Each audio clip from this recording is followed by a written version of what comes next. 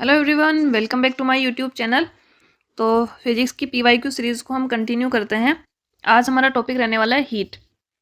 ऊष्मा से रिलेटेड जो भी क्वेश्चन है वो हम आज की क्लास में कंप्लीट करेंगे। सबसे पहले हम क्वेश्चन ले रहे हैं टेम्परेचर और टेम्परेचर मेजरमेंट के, कि तापमान और उसको मापने की क्या इकाइयाँ होती है, किस तरह से उसको मापा जाता है, उनसे संबंधित जो क्वेश्चन है वो हम फर्स्ट ले रहे हैं। तो पहला क्वेश्चन है -273.15 degree Celsius temperature is equal to, minus का 273.15 डिग्री सेल्सियस तापमान जो है वो किसके बराबर होगा। तो ऑप्शन में किस में दे रखा है, केल्विन में। तो जब -273.15 डिग्री सेल्सियस जो है ये होता है 0 केल्विन के बराबर। किसके बराबर होता है? 0 केल्विन के बराबर होता है। तो ये हमें याद रखना है कि 0 केल्विन बराबर कितना होता है, -273.15 डिग्री सेल्सियस। तो इसका आंसर हो जाएगा ए। इसको हम एब्सोल्यूट टेम्परेचर भी कहते हैं। एब्सोल्यूट टेम्परेचर, परम ताप क्या कहा जाता है? परम ताप भी इसको कहा जाता है। नेक्स्ट क्वेश्चन है what is the freezing point of water on the kelvin scale. पानी का हिमांक बिंदु केल्विन पैमाने पर कितना होता है? तो पानी का फ्रीजिंग पॉइंट होता है 273.15 केल्विन। कितना होता है पानी का हिमांक बिंदु केल्विन पर? 273.15 केल्विन होता है। और केल्विन जो है वो टेम्परेचर को मेजर करने की क्या है, ऐसा यूनिट है। तो पानी किस टेम्परेचर पर जमता है? केल्विन की बात करें तो 273.15 केल्विन। नेक्स्ट क्वेश्चन है eight which temperature is the density of water maximum. पानी का घनत्व अधिकतम किस तापमान पर होता है? तो पानी का घनत्व अधिकतम होता है 4 डिग्री सेल्सियस पर। यहाँ पर घनत्व इसका अधिकतम होता है, घनत्व यानी कि डेंसिटी मैक्सिमम होती है, और आयतन इसका न्यूनतम होता है, मिनिमम वॉल्यूम होता है। तो 4 डिग्री सेल्सियस को जब केल्विन में चेंज करेंगे तो इसमें कितना 273 ऐड करेंगे। तो 273 ऐड करने पर ये हो जाएगा 277 केल्विन। डिग्री सेल्सियस से केल्विन में चेंज करने पर उसमें हमें 273 ऐड करना है। तो इसका आंसर क्या हो जाएगा? सी। नेक्स्ट एट वो temperature will be the water density be maximum. पानी का घनत्व अधिकतम किस तापमान पर होता है? तो इसमें क्या है, सेल्सियस यूनिट में पूछा है। पिछले में किस में पूछा था? केल्विन में। तो सेल्सियस में कितने पर अधिकतम होता है? 4 डिग्री सेल्सियस पर। तो इसका आंसर हो जाएगा बी। नेक्स्ट क्वेश्चन है degree Fahrenheit is equal degree Celsius. तो इसमें जो है थोड़ा सा यहाँ पे क्वेश्चन ये है 95 डिग्री फ़ारेनहाइट डिग्री सेल्सियस में कितना होगा, क्या पूछ रहे हैं? 95 डिग्री फ़ारेनहाइट को डिग्री सेल्सियस में चेंज करने पर कितना आएगा। तो सेल्सियस और फ़ारेनहाइट में रिलेशन होता है C/5 is equal to F-32 divide by 9। तो यहाँ पर सेल्सियस में निकालना है तो C/5 फ़ारेनहाइट कितना 95 -32 डिवाइड बाई 9, तो ये हो जाएगा 63 divide by 9 is equal to 7। तो C इज इक्वल टू कितना आ जाएगा 35 डिग्री सेल्सियस। तो डिग्री सेल्सियस में कितना हो जाएगा 35। Next convert 372 degree Celsius into kelvin scale. 372 degree को केल्विन में चेंज करना है तो कितना ऐड कर देंगे 273। 0.15 भी होता है लेकिन इसमें पॉइंट में दिया नहीं है, तो इसको ऐड करने पर ये कितना हो जाएगा, ये हो जाएगा 645। कितना हो जाएगा 645 केल्विन। Answer B. नेक्स्ट है the normal temperature of a human body is. एक स्वस्थ मानव शरीर का सामान्य तापमान कितना होता है? सामान्य तापमान यहाँ पर हम बात करें नॉर्मल ह्यूमन बॉडी की तो इसका डिग्री सेल्सियस में होता है 37 डिग्री सेल्सियस। सेल्सियस में कितना होता है 37 डिग्री सेल्सियस। केल्विन में होता है 310.15 केल्विन। इसमें 273 ऐड कर देंगे, ये हो गया केल्विन में। और फ़ारेनहाइट में होता है 98.6 डिग्री फ़ारेनहाइट। तो सेल्सियस में 37 डिग्री, केल्विन में 310.15 केल्विन, और फ़ारेनहाइट में कितना हो गया 98.6 डिग्री फ़ारेनहाइट। तो केल्विन में तो ऑप्शन में दिए ही नहीं है, फ़ारेनहाइट और सेल्सियस दिए हैं। फर्स्ट दिया है 98.6 डिग्री सेल्सियस, तो सेल्सियस में तो होता है 37। फिर दिया 98.6 डिग्री फ़ारेनहाइट, तो इसका आंसर क्या हो जाएगा बी। तो तीनों यूनिट में ध्यान में रखना है कि जो ह्यूमन बॉडी है उसका नॉर्मल टेम्परेचर कितना होता है। नेक्स्ट है 0 degree centigrade is equal to how many degrees Fahrenheit. क्या कह रहा है कि डिग्री सेल्सियस है 0 डिग्री सेल्सियस, तो वो फ़ारेनहाइट में कितना होगा। इसमें रिलेशन हम जानते हैं C divide by 5 is equal to F minus 32 divide by 9। C की वैल्यू हमें कितनी दे रखी है 0, तो ये हो जाएगा 0 divide by 5 F minus 32 divide by 9। तो यहाँ से आ जाएगा F minus 32 is equal to 0, F is equal to 32, तो कितना आ जाएगा 32 डिग्री फ़ारेनहाइट। नेक्स्ट है what is the physical state of water at 12 degree Celsius. 12 degree Celsius पर पानी की भौतिक अवस्था क्या होती है। तो 12 डिग्री सेल्सियस पर पानी जो है लिक्विड स्टेट में होता है, किस में होता है, तरल अवस्था में। नेक्स्ट है what is the freezing point of water. पानी का हिमांक क्या है। तो पानी का हिमांक होता है 0 डिग्री सेल्सियस 273 केल्विन, और 0 डिग्री सेल्सियस फ़ारेनहाइट में कितना होता है 32 डिग्री फ़ारेनहाइट। तो इसमें जो है ये कितना हो जाएगा 32 डिग्री, ये जो एक जीरो इसमें एक्स्ट्रा लगा हुआ है, तो पानी का हिमांक कितना होगा 32 डिग्री फ़ारेनहाइट। नेक्स्ट क्वेश्चन है refers to absolute zero temperature. परम शून्य तापमान को कौन संदर्भित करता है। तो परम शून्य तापमान कितना होता है 0 केल्विन या माइनस 273 डिग्री सेल्सियस। तो ये कितना हो जाएगा शून्य से 273 डिग्री सेल्सियस कम, कि 0 से कितना कम है 273 डिग्री सेल्सियस। तो इसका आंसर क्या हो जाएगा ए। एब्सोल्यूट टेम्परेचर होता कितना है 0 केल्विन, और सेल्सियस में कितना हो जाएगा माइनस 273 डिग्री सेल्सियस। नेक्स्ट है क्रायोजेनिक शोज। क्रायोजेनिक क्या दिखाता है। तो क्रायोजेनिक जो है वो बताता है लो टेम्परेचर। क्या होता है लो टेम्परेचर। नेक्स्ट क्वेश्चन है what is the measure of room temperature on the kelvin scale. Kelvin पैमाने पर कमरे के तापमान का मान क्या होता है। तो कमरे का तापमान जो है साइंटिफिकली हम लेते हैं 25 डिग्री सेल्सियस। कितना लेते हैं 25 डिग्री सेल्सियस। तो 25 में हम कितना ऐड कर देंगे 273, तो ये किस में हो जाएगा 298 केल्विन। तो इसका आंसर क्या हो जाएगा बी। रूम टेम्परेचर कितना होता है 25 डिग्री सेल्सियस, और केल्विन में चेंज करने के लिए इसमें 273 ऐड कर देंगे, तो हमें केल्विन में इसका रूम टेम्परेचर मिल जाएगा। नेक्स्ट है centigrade which is the mother unit of temperature is named after which of the following. Centigrade जो तापमान की एक मूल इकाई है निम्नलिखित में से किसके नाम पर रखा गया है। तो सेंटीग्रेड जो है वो दिया था सबसे पहले एंड्रेस सेलियस ने। किसने दिया था एंड्रेस सेलियस, तो उनके नाम पर इस यूनिट का नाम क्या रखा गया है सेंटीग्रेड। नेक्स्ट क्वेश्चन है at what temperature will Celsius and Fahrenheit scales show a similar reading. Celsius और फ़ारेनहाइट पैमाने पर किस तापमान पर एक समान पठन दर्शाएगा। यानी कि डिग्री सेल्सियस और जो फ़ारेनहाइट है वो क्या हो बराबर हो, वो टेम्परेचर हमें निकालना है। तो हम जानते हैं ये इसमें रिलेशन होता है C/5 F minus 32 divide by 9। तो यहाँ पर F को भी हम क्या लिख देंगे C, क्योंकि टेम्परेचर बराबर की बात कर रहा है। तो C माइनस 32 डिवाइड बाई 9, तो ये कितना हो जाएगा 9C is equal to 5C minus 160, तो ये हो जाएगा minus 160, C is equal to minus 40 degree. तो माइनस 40 डिग्री पर जो डिग्री सेल्सियस का पैमाना है और फ़ारेनहाइट पैमाना दोनों क्या दर्शाएंगे एक समान पठन दर्शाएंगे। इसमें क्या हो जाएगा C। नेक्स्ट क्वेश्चन है टेम्परेचर रीचेज 0 एब्सोल्यूट वैल्यू। जो तापमान है वो परम शून्य मान पर कब पहुंचता है। जो परम शून्य ताप होता है एब्सोल्यूट जीरो टेम्परेचर, वो हम जानते हैं माइनस 273 डिग्री सेल्सियस होता है। अब ये परम शून्य तापमान हम कहते किसको, तो परम शून्य तापमान वो तापमान होता है जहाँ पर कोई भी सिस्टम है, कोई भी गैस है, तो उसके जो मॉलिक्यूल्स हैं, उसके जो अणु हैं, उनकी क्या हो जाए गति शून्य हो जाए। कि उनके जो मॉलिक्यूल हैं, कोई भी हम फॉर एग्जांपल ले लेंगे, कोई गैस है उसके मॉलिक्यूल्स में कुछ ना कुछ गति होगी, लेकिन एक ऐसा टेम्परेचर होगा जहाँ पर इनकी स्पीड क्या हो जाती है जीरो हो जाती है। उसी को क्या कहते हैं एब्सोल्यूट जीरो टेम्परेचर। अब देखते हैं ऑप्शन क्या कह रहा है। ऑप्शन ए दिया है माइनस 273 केल्विन दिया है। क्या दिया है केल्विन, तो ये तो गलत है, क्योंकि माइनस 273 डिग्री सेल्सियस होता है एब्सोल्यूट जीरो टेम्परेचर।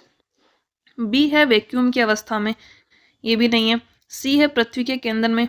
डी दे रखा है जो प्रणाली की आणविक गति शून्य हो जाती है, कि जो सिस्टम है उसकी मोलिकुलर स्पीड कितनी हो जाए जीरो, तो ये हो जाएगा option D. Next to convert temperature from Celsius to Kelvin scale you must. कि सेल्सियस से केल्विन पैमाने में तापमान को हम चेंज करने के लिए अब क्या करना होगा। तो क्या करते हैं, 273 ऐड करते हैं, तो इसका आंसर हो जाएगा ऑप्शन ए। नेक्स्ट है which temperature can water exist in both liquid and solid conditions. किस तापमान पर पानी तरल और ठोस दोनों अवस्थाओं में उपस्थित हो सकता है। तो तरल और ठोस अवस्था में कहाँ पर होगा, जहाँ पर उसका हिमांक बिंदु होगा। हिमांक बिंदु पर जो पानी है वो लिक्विड और सॉलिड दोनों स्टेट में वहाँ पर प्रेजेंट होगा। तो पानी का हिमांक बिंदु या फ्रीजिंग पॉइंट कितना होता है, 0 डिग्री सेल्सियस। तो इसका आंसर हो जाएगा ऑप्शन बी। नेक्स्ट है melting point of ice is. तो मेल्टिंग पॉइंट हो जाएगा 273 केल्विन। नेक्स्ट हीट में नेक्स्ट टॉपिक क्या है, थर्मल कंडीशन एंड रेडिएशन, ऊष्मा चालन एवं विकिरण। कि कोई भी सिस्टम है तो उसमें ऊष्मा का संचरण किस प्रकार होगा और वो जो भी रेडिएशन है तो उनके बारे में क्वेश्चन जो है आगे रहेंगे।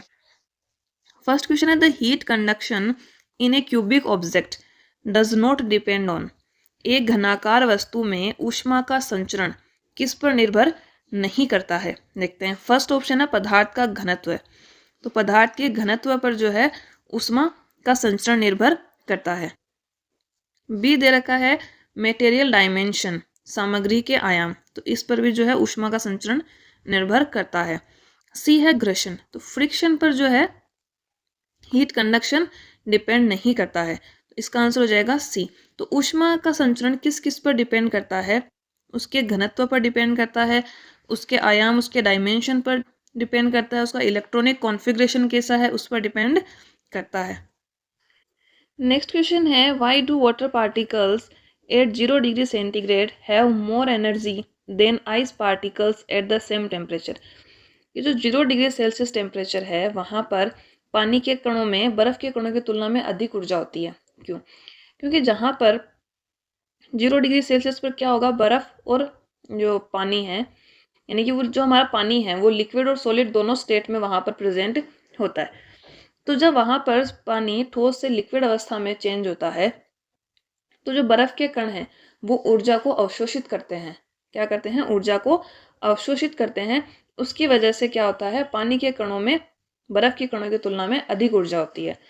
तो इसमें फर्स्ट ऑप्शन क्या दे रखा है कि बर्फ़ को तरल पानी में बदलने की प्रक्रिया के दौरान पानी ऊर्जा अवशोषित करता है, ये भी गलत दे रखा है।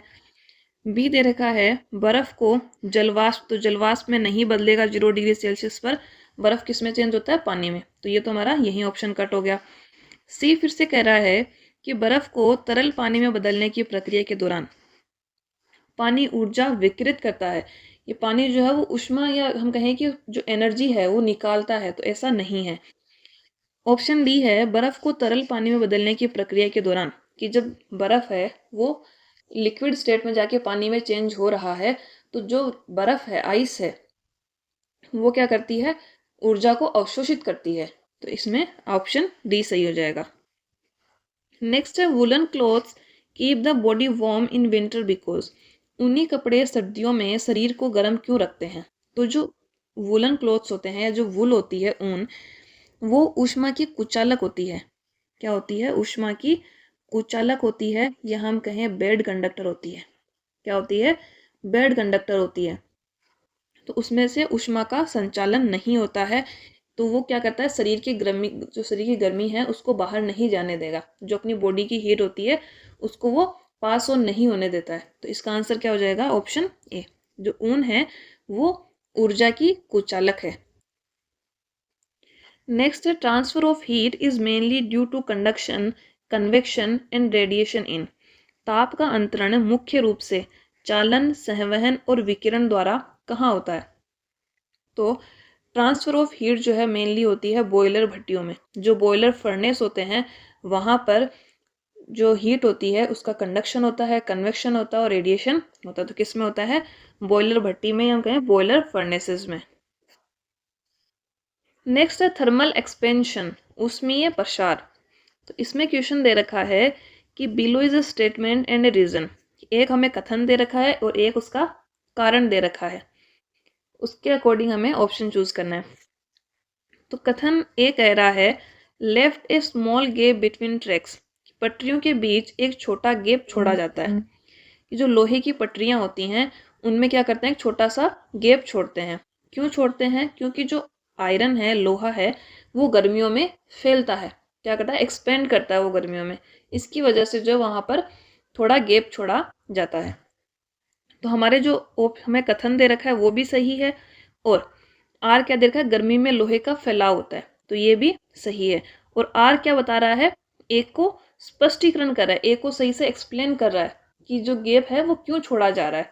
तो इसमें क्या हो जाएगा, ए और आर दोनों सत्य हैं, और आर ए का सही स्पष्टीकरण देता है, उसका करेक्ट एक्सप्लेनेशन दे रहा है, तो इसमें हो जाएगा ऑप्शन सी। नेक्स्ट है कन्वेक्शन, सहवहन। तो इसमें फर्स्ट क्वेश्चन है व्हाट इज हीट बैलेंस, कि हीट बैलेंस क्या है। हीट बैलेंस या हम इसको कहें ऊष्मा संतुलन, क्या कह सकते हैं, ऊष्मा संतुलन। तो हीट बैलेंस हम कहते हैं जो हमारी अर्थ है, माना कि ये हमारी अर्थ है और ये क्या है, सन है, इससे रेडिएशन पृथ्वी पर आती हैं। अब पृथ्वी पर जितनी रेडिएशन आ रही है और पृथ्वी से जो रेडिएशन वापस टकराकर वापस जाती हैं उसके एनवायरनमेंट से बाहर, उनके बीच में बैलेंस होना। तो हीट बैलेंस क्या हो जाएगा कि जो इनकमिंग हीट है वो अर्थ के द्वारा कितनी अब्जॉर्ब की गई, ये जो हीट आ रही थी उनमें से कितनी पृथ्वी ने अवशोषित की, उनको अब्जॉर्ब किया, और कितनी हीट जो है वो अर्थ से वापस बाहर जा रही है, तो आउटगोइंग हीट कितनी है, उन दोनों के बीच में बैलेंस को हम क्या कहते हैं, हीट बैलेंस। तो फर्स्ट कह रहा है कि सूर्य की आउटगोइंग गर्मी, या इसको आउटगोइंग ऊष्मा कहेंगे, यहाँ पर क्या कहेंगे, जो आउटगोइंग उसकी हीट है वो, और पृथ्वी द्वारा अवशोषित होने वाली इनकमिंग ऊष्मा के बीच में संतुलन। तो ये तो इसमें ऑप्शन गलत दे रखा है। बी है सौर विकिरण, सोलर रेडिएशन, तो इसमें भी क्या है, उसको अच्छे से एक्सप्लेन नहीं किया है, तो ये भी नहीं होगा। सी कह रहा है the balance between the incoming heat absorb by the earth, कि पृथ्वी ने कितनी इनकमिंग जो हीट थी उसको अवशोषित किया है, and the outgoing heat in the form of radiation, और विकिरण के रूप में वापस कितनी उसने ऊष्मा को बाहर निकाला है, तो उसको क्या कहेंगे, हीट बैलेंस। तो इसका आंसर क्या हो जाएगा, ऑप्शन सी।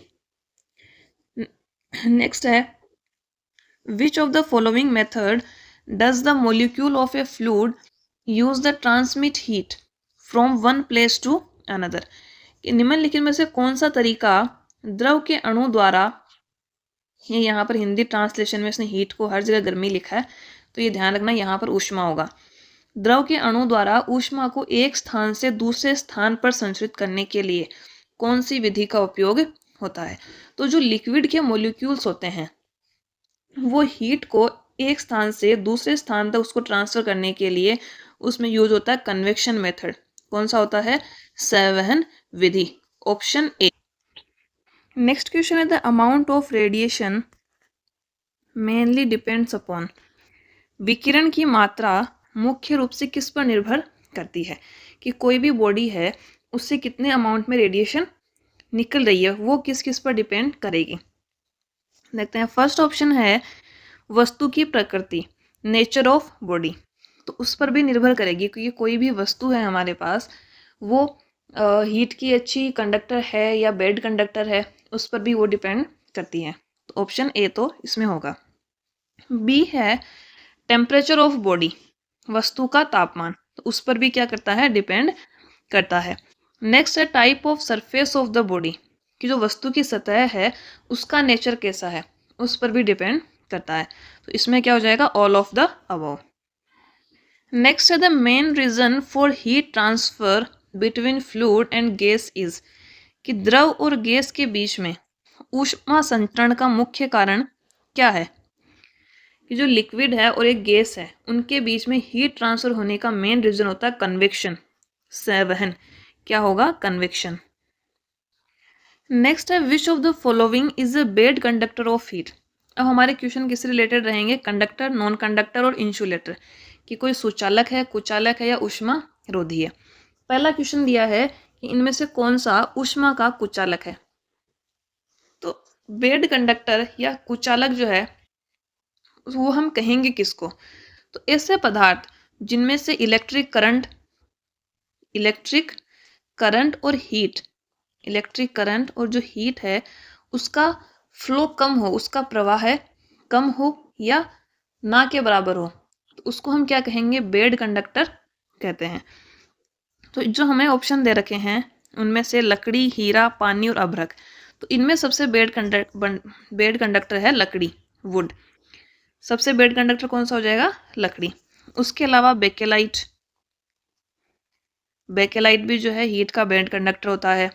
जो हमारा पेपर होता है, कागज़, पीवीसी पाइप्स जो होते हैं, एस्बेस्टस, ये सब जो है हीट के बेड कंडक्टर हैं। तो इसका आंसर हो जाएगा ए। नेक्स्ट है borosilicate glassware is used in microwave ओवन्स because. Borosilicate glassware का उपयोग ओवन में क्यों किया जाता है? क्योंकि जो बोरोसिलिकेट ग्लासवेयर होते हैं वो हाईली हीट रेजिस्टिव होते हैं, हाईली हीट रेजिस्टिव होते हैं, हीट रेजिस्टेंट, या हम कहें ऊष्मा प्रतिरोधी होते हैं। क्या होते हैं? अत्यधिक ऊष्मा प्रतिरोधी होते हैं, इसलिए उनका यूज़ हम करते हैं माइक्रोवेव ओवन में।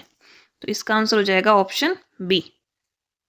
नेक्स्ट है a conductor is said to be perfect if it has electrical conductivity.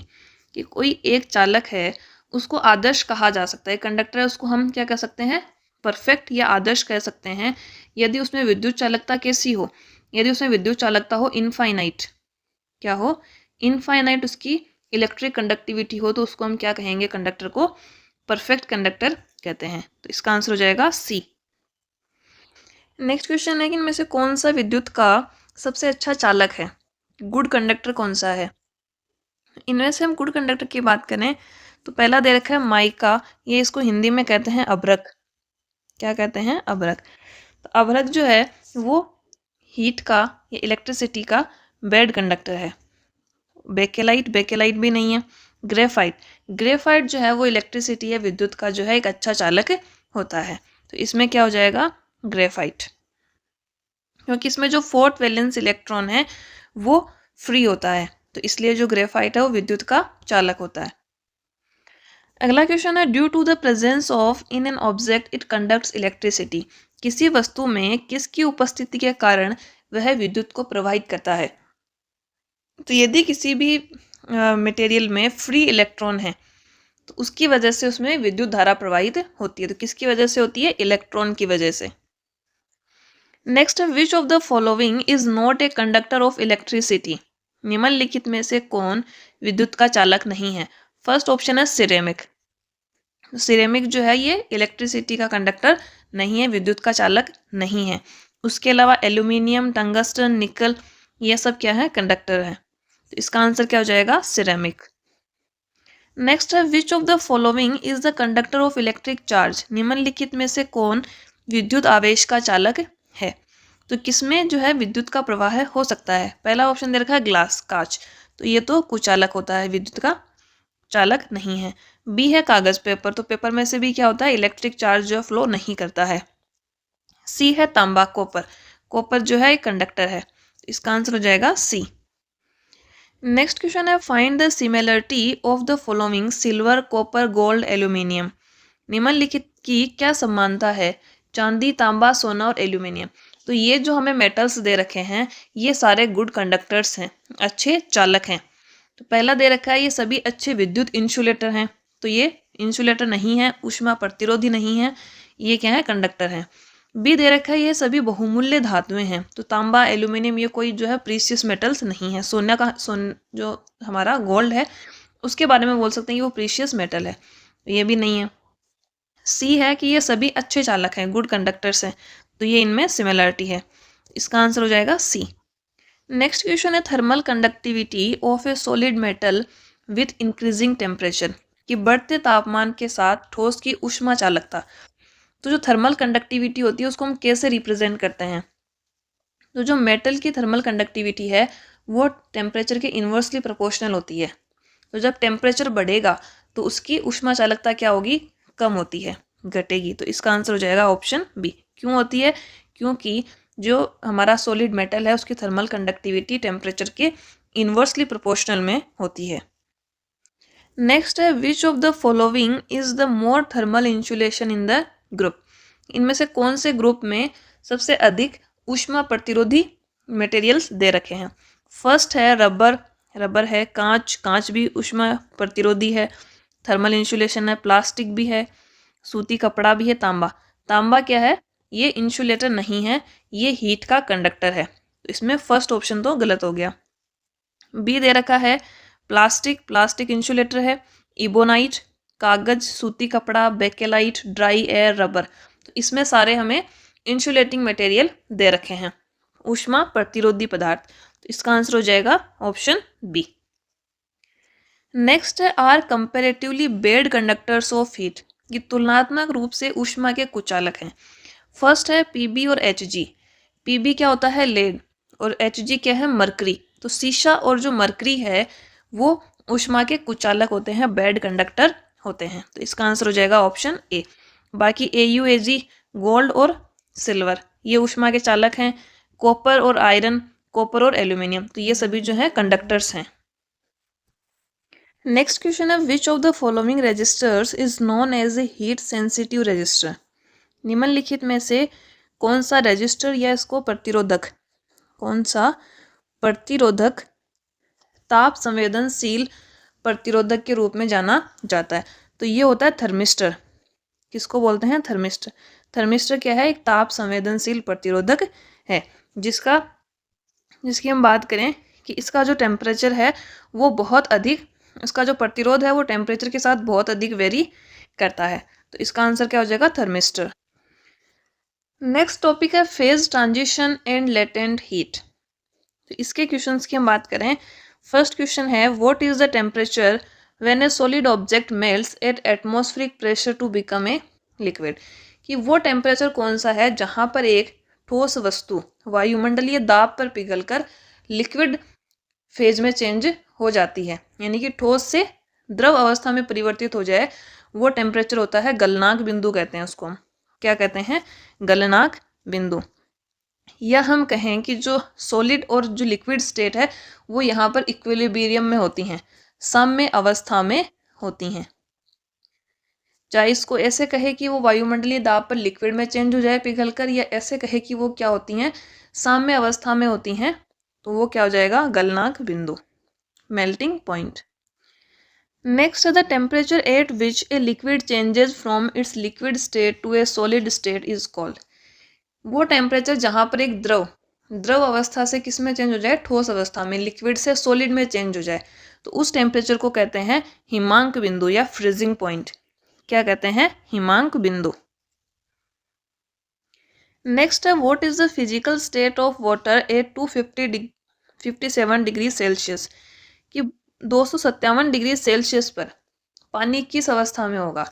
तो 257 डिग्री सेल्सियस हम जानते हैं 100 डिग्री सेल्सियस पर पानी किस में चेंज होने लगता है? जलवाष्प में चेंज होने लगता है। किस में चेंज होता है? गैस में चेंज हो जाता है।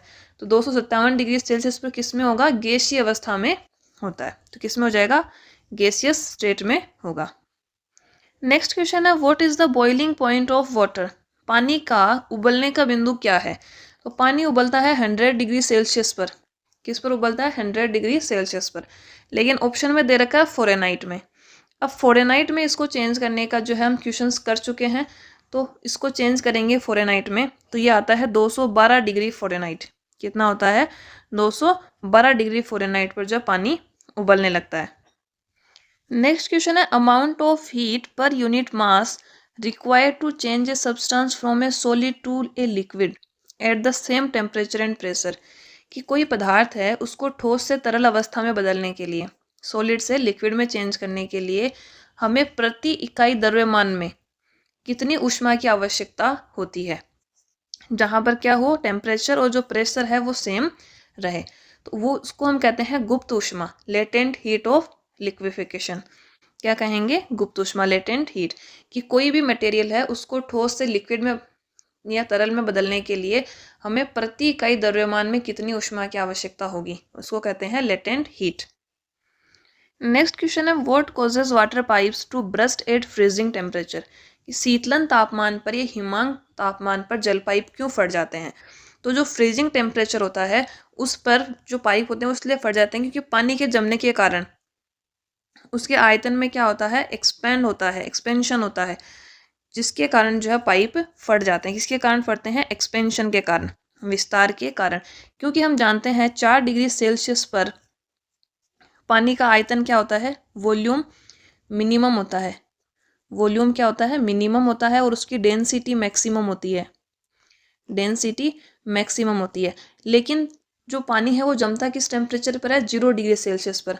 तो जब वो 4 से डिक्रीज होकर 0 डिग्री सेल्सियस पर जाएगा तो उसका वॉल्यूम क्या होगा, वॉल्यूम बढ़ेगा, उसका वॉल्यूम क्या करता है, इंक्रीज करता है। तो वॉल्यूम इंक्रीज करेगा तो उसमें क्या होगा, एक्सपेंशन होगा। तो उसकी वजह से क्या होते हैं, पाइप फट जाते हैं सर्दियों में। तो इसका आंसर क्या हो जाएगा, ऑप्शन ए। नेक्स्ट है, what will be the boiling point of water in the kelvin scale. पानी का क्वथनांक बिंदु केल्विन पैमाने पर क्या होगा। तो पानी का जो बॉइलिंग पॉइंट है वो होता है 100 डिग्री सेल्सियस, और केल्विन में चेंज करेंगे तो वो हो जाएगा 373 केल्विन। अगला क्वेश्चन है, what is the temperature at which the fluid start boiling eight atmospheric pressure. वह तापमान क्या है जिस पर द्रव वायुमंडलीय दाब पर उबलना शुरू हो जाता है। तो उस टेम्परेचर को हम कहते हैं क्वथनांक बिंदु, बॉइलिंग पॉइंट। नेक्स्ट हम देखेंगे रिलेटिव ह्यूमिडिटी या वेपोराइजेशन। इसमें पहला क्वेश्चन की बात करें तो ये कह रहा है वाटर इवोपरेट्स, पानी वाष्पित होता है हिमांक बिंदु पर, संगलन तापमान पर, सभी तापमान पर, या क्वथनांक बिंदु पर। किसकी बात कर रहा है, इवेपोरेट होने की, वाष्पित होने की। तो ये जो है यहाँ पर जल का वाष्पीकरण, जल का वाष्पीकरण जो वो सभी तापमान पर होता है, जल का वाष्पीकरण सभी तापमान पर होता है, क्योंकि जो वाष्पीकरण है वो टेम्परेचर के प्रोपोर्शनल में होता है, टेम्परेचर के प्रोपोर्शनल में होता है। जब टेम्परेचर ज़्यादा होगा, टेम्परेचर अधिक होगा तो वाष्पीकरण भी अधिक होता है, और जब टेम्परेचर कम होता है तो वाष्पीकरण भी कम होता है। तो ये क्या होता है, सभी तापमान पर जो है पानी वाष्पित होता है। नेक्स्ट है, इज ए सुपरफिशियल फिनोमिनन। इनमें से कौन सी जो एक सतही घटना है। तो ऑप्शन में दे रखे हैं उबलना, पिघलना, वाष्पीकरण। तो जो वाष्पीकरण की प्रक्रिया है वो एक सतही घटना है, सुपरफिशियल फिनोमिना होती है। नेक्स्ट क्वेश्चन है, the water kept in an earthen pot remains cool even in summer. कि मिट्टी के घड़े में जब हम पानी रखते हैं तो गर्मियों में वो ठंडा रहता है, क्यों। तो उसका कारण है वाष्पीकरण। उसका कारण क्या है, वाष्पीकरण या वेपोराइजेशन। क्या होता है, वेपोराइजेशन। अब वाष्पीकरण की क्रिया क्या होती है, जो मिट्टी का घड़ा होता है उसमें छोटे छोटे पोर्स होते हैं, छोटे छोटे क्या होते हैं, छिद्र होते हैं, जिनसे जो घड़े का पानी होता है वो वाष्पित होकर उड़ जाता है, और जो घड़े का अंदर का टेम्परेचर है वो कम हो जाता है। तो उसके कारण क्या होता है, पानी, घड़े के अंदर का पानी ठंडा होता है। तो इसमें क्या होगा, वेपोराइजेशन, वाष्पीकरण। तो इसका आंसर होगा डी। इवोपरेशन अलग चीज होती है और वेपोराइजेशन अलग होता है, तो इसका आंसर होता है वेपोराइजेशन, वाष्पन। नेक्स्ट क्वेश्चन है, the principle of evaporation of liquid to absorb heat is used in. द्रव का वाष्पीकरण द्वारा ऊष्मा को अवशोषित करने का सिद्धांत किसमें उपयोग होता है। तो इसमें ऑप्शन दे रखे हैं हमें microwave oven, refrigerator, geyser, electric kettle. तो जो रेफ्रिजरेटर है उसमें प्रिंसिपल ऑफ इवोपरेशन का यूज होता है, किसमें होता है, रेफ्रिजरेटर में।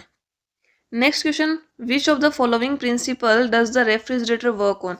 तो उसी क्वेश्चन को वापस उल्टा करके पूछ लिया है। उसमें जो ऑप्शन में पूछा था इसमें हमें क्वेश्चन में दिया है। क्या कह रहा है कि रेफ्रिजरेटर कौन से सिद्धांत पर काम करता है। तो कौन से पे करता है, इवोपरेशन प्रिंसिपल पे, वाष्पीकरण सिद्धांत पर काम करता है। नेक्स्ट है, running A fan in the summer season is giving relief because. गर्मी के मौसम में पंखा चलाने से राहत मिलती है, क्यों। क्योंकि जब पंखा चलाते हैं तो उस समय जो पसीना आया होता है, स्वेट आया होता है, वो वाष्पीकृत हो जाता है, उसकी वजह से क्या होती है, राहत मिलती है।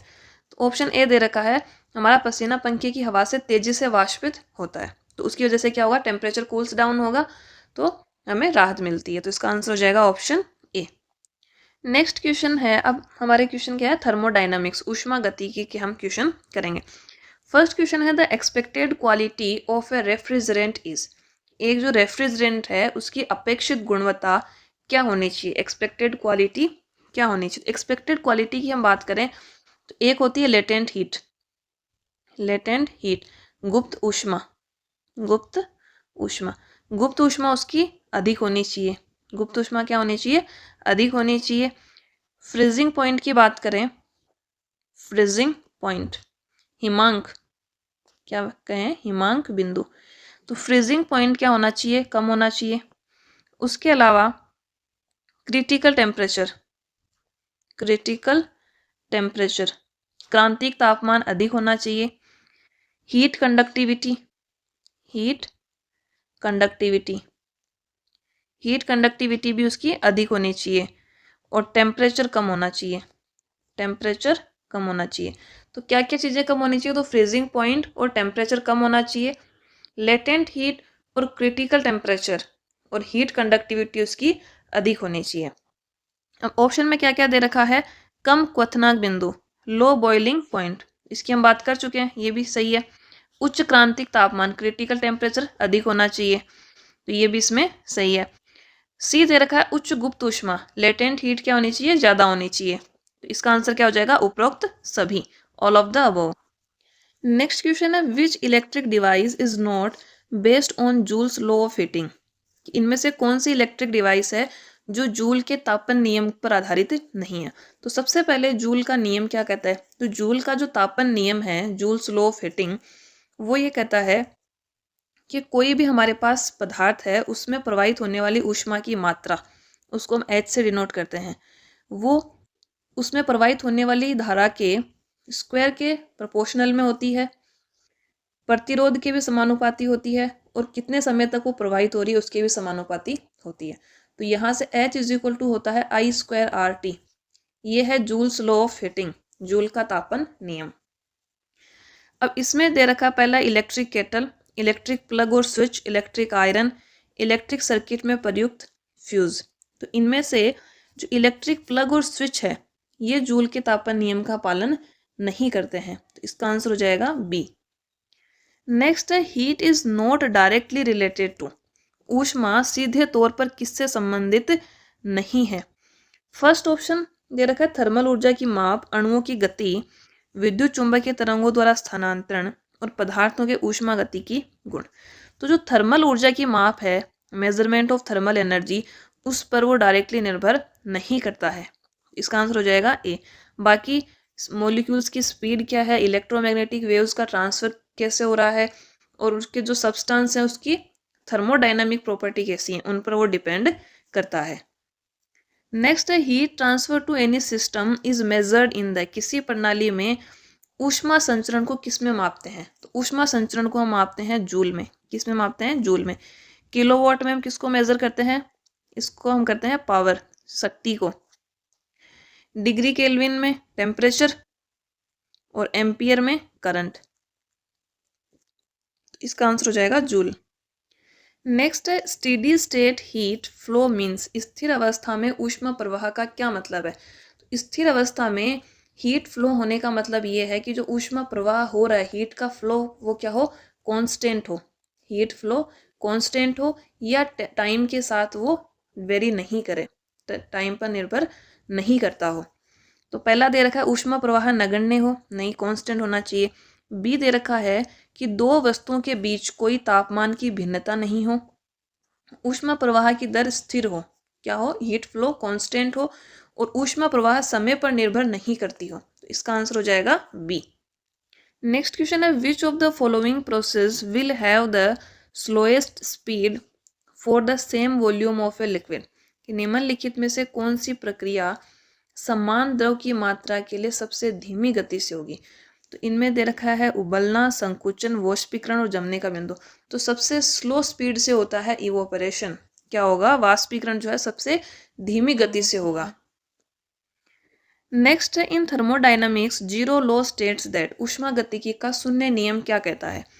ऊष्मागतिकी का शून्य नियम ये कहता है कि यदि दो सिस्टम ऊष्मा संतुलन में है, हीट बैलेंस में है, तो तीसरा कोई सिस्टम है तो वो भी उनके साथ जो है हीट बैलेंस में होगा।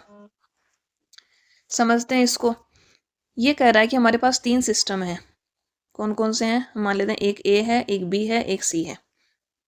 यदि ए और बी जो है वो हीट बैलेंस में है आपस में, और बी सी के साथ हीट बैलेंस में है, तो ए जो है वो बी के साथ भी ऊष्मा संतुलन में है और बी सी के साथ ऊष्मा संतुलन में है।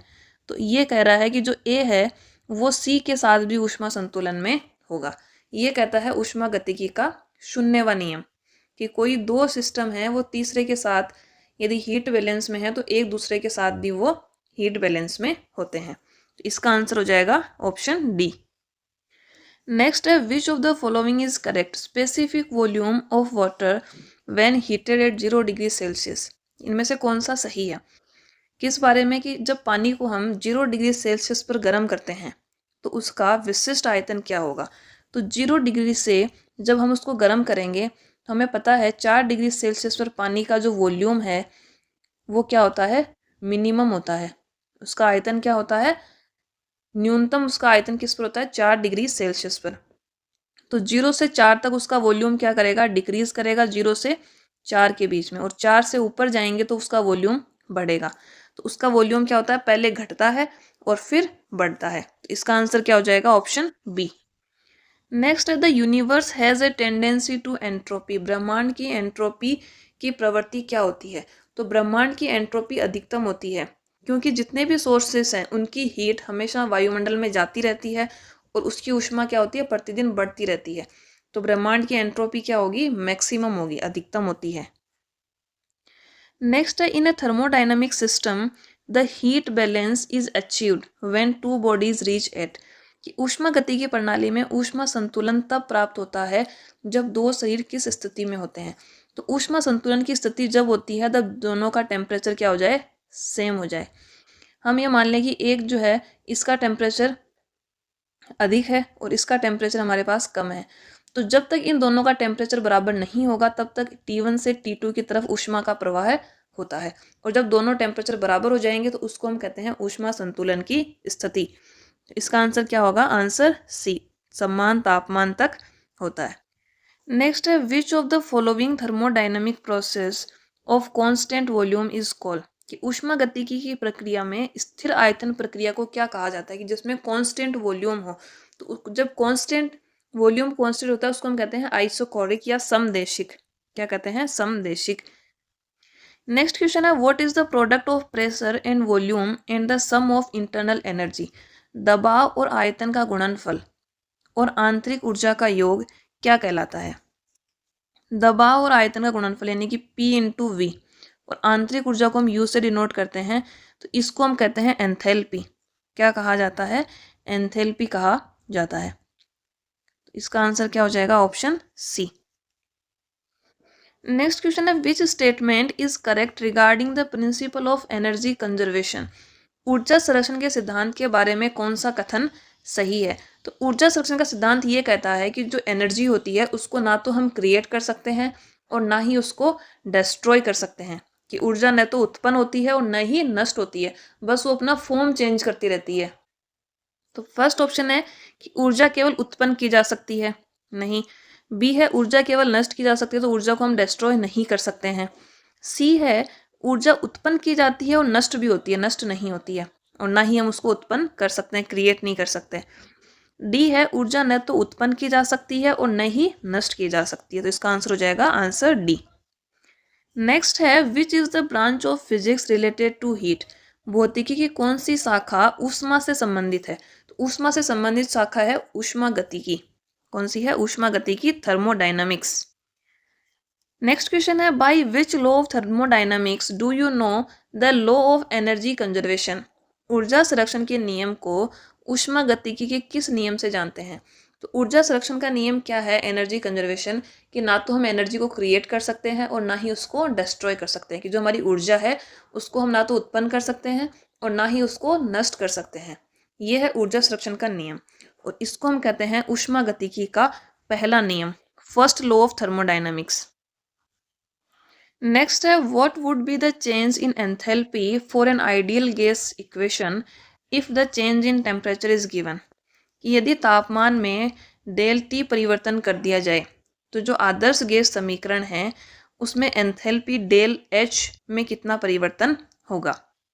तो ये होता है Cp डेल टी। कितना परिवर्तन होगा इसमें? Cp del T. और ये कैसे होगा इसको हम समझें यदि, तो जो हीट होती है हमारे पास H, उसका हमने भी फॉर्मूला देखा था, वो होता है U प्लस आर टी। इसको हम स्टार्टिंग से समझ लेते हैं। सबसे पहले हमने बात की थी कि जो एंथैल्पी होती है H इज इक्वल टू होता है U प्लस पी वी। कितना होता है? U plus P we. अभी हमने एक फॉर्मूला देखा था एंथैल्पी का, ठीक है। और आइडियल गैस के लिए हो जाएगा H is equal to U plus P V, same रहेगा। और आइडियल गैस इक्वेशन होती है P V is equal to N R T. कितनी होती है nRT। तो PV की वैल्यू हम इस इक्वेशन में पुटअप करेंगे, n नहीं लेंगे क्योंकि n यहाँ पर कांस्टेंट है, तो H इज इक्वल टू हो जाएगा U प्लस RT। कितना हो जाएगा U प्लस RT। अब हमें एंथैल्पी में परिवर्तन देखना है, क्या देखना है, डेल H। तो ये हो जाएगा del U plus R constant है, ये हो जाएगा del T। Del U plus R की वैल्यू होती है Cp माइनस CV और ये हो जाएगा डेल T। डेल U होता है CV इंटू में डेल T, इसको इससे मल्टीप्लाई करेंगे तो ये हो जाएगा Cp del T minus CV del T। तो ये आपस में कैंसिल आउट हो जाएंगे और यहाँ से कितना बचेगा, Cp डेल T। तो ये इतना हमें याद रखने की आवश्यकता नहीं है।